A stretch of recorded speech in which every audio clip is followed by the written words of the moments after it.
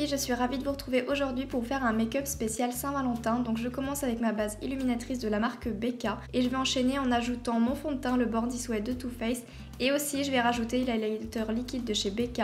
Je pense que ce combo vous le voyez assez souvent sur ma chaîne, tout simplement parce que je trouve que il y a une vraie différence, une réelle différence, ça illumine vraiment le teint et ça donne vraiment un teint hyper sympa, donc voilà. Ensuite, comme d'habitude, j'applique ma base, donc que ce soit en maquillage de tous les jours ou un maquillage un peu spécial, je mets toujours une base, c'est très important pour que le maquillage ne coule pas et qu'il ressorte vraiment bien. Ensuite, je viens appliquer ma palette Chouchou, la Moderne Renaissance, et je viens appliquer le fard un petit peu beige clair sur toute la paupière mobile.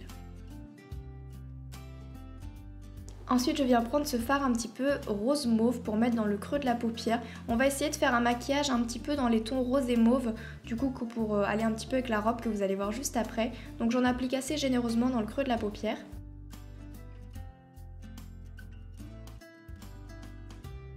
Ensuite, on va appliquer ce fard qui est entre le rose gold et le taupe.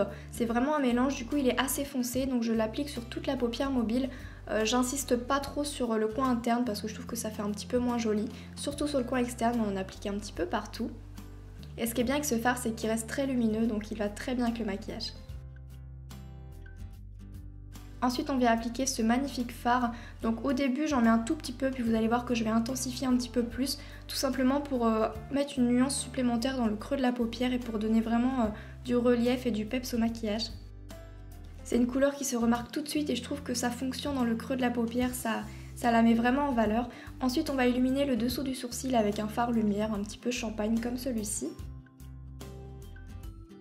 On va foncer un petit peu le coin externe en appliquant ce marronné foncé totalement mat. Il est vraiment très joli, il va très bien également avec le maquillage, dans les tons un petit peu marronnés, prunes, mauve, etc. J'en applique vraiment pas mal sur le coin externe, on a envie vraiment de quelque chose de charbonneux et de fumé, donc c'est ce que je fais. Ensuite, je viens prendre ma palette Kylie tout simplement parce qu'il y a un noir mat qu'il n'y a pas dans la palette Anastasia. Donc je vais me faire comme un petit trait de liner avec le fard et voilà, assez léger, mais encore une fois assez charbonneux.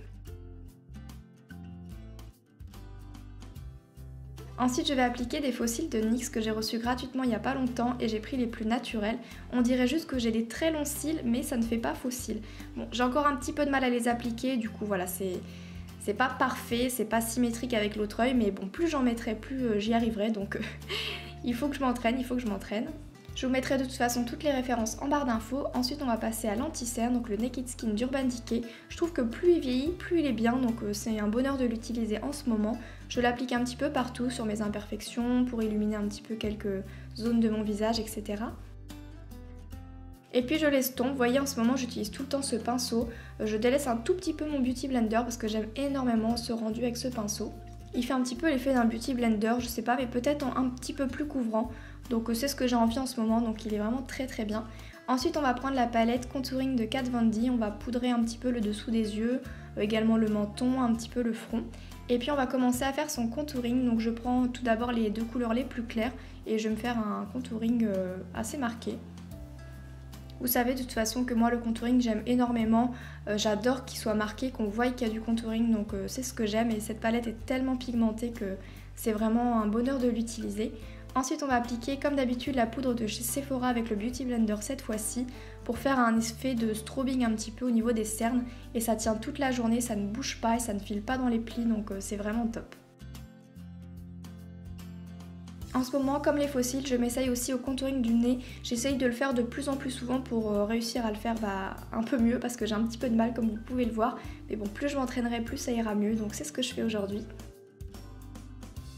Et puis j'estompe comme d'habitude avec un gros pinceau pour pas qu'il y ait des grosses délimitations sur le nez, que ça ne soit pas joli, donc j'estompe à fond. Ensuite je vais faire mon ras de cils toujours avec le même fard que je vous ai montré tout à l'heure. J'arrive jamais à faire une belle tête en faisant mon ras de cils, je m'en mets toujours dans l'œil, c'est une catastrophe.